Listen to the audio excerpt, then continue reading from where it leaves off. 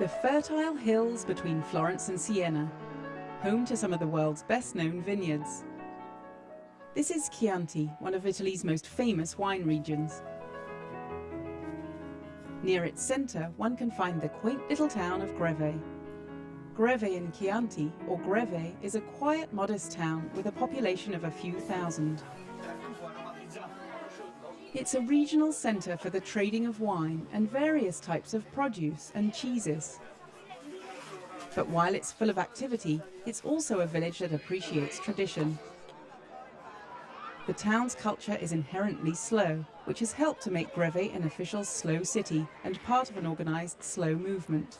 Our challenge and our duty is to try to maintain the soul, the essence, the specialness of Greve in Chianti and all the other slow cities. These unusual cities are vetted according to carefully selected criteria. The manifesto of the movement is to improve the quality of life in smaller towns and villages and to resist the globalized atmosphere of the big cities. Alongside the slow city movement, another movement has developed, the slow food movement. Its practitioners aim to preserve the pleasures of good, locally grown, high-quality food that is prepared slowly and carefully. Now the movement has gone international, having more than 80,000 members in over 100 countries worldwide. It's very nice to live here because we have a nice atmosphere, we have a nice landscapes, and so when you have nice things to see, a nice place to live in, it's very easy. Chef Salvatore Toscano left the fast life behind. He used to manage an American-style restaurant in Florence, where he spent his days serving up hamburgers. 5 years ago, he left all that behind and moved to Greve, where he's opened a new restaurant.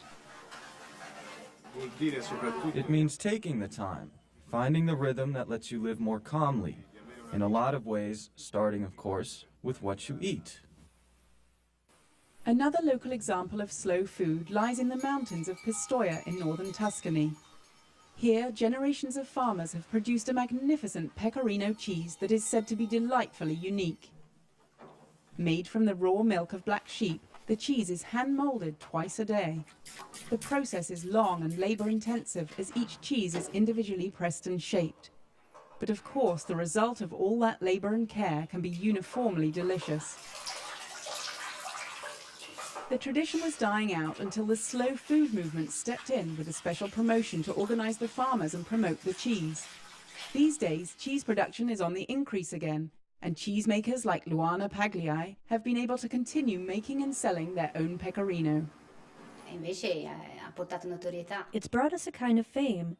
Not everyone knew about our product. The project is getting us noticed. From Singapore to Macau, in New York and Rome, you always find the same pizza, the same hamburgers. Slow food doesn't want this. Slow food wants the specialness of every product to be respected. The residents of Greve and other slow cities could be on to something. They're making an effort to maintain a high quality of life and to prevent the world from becoming bland.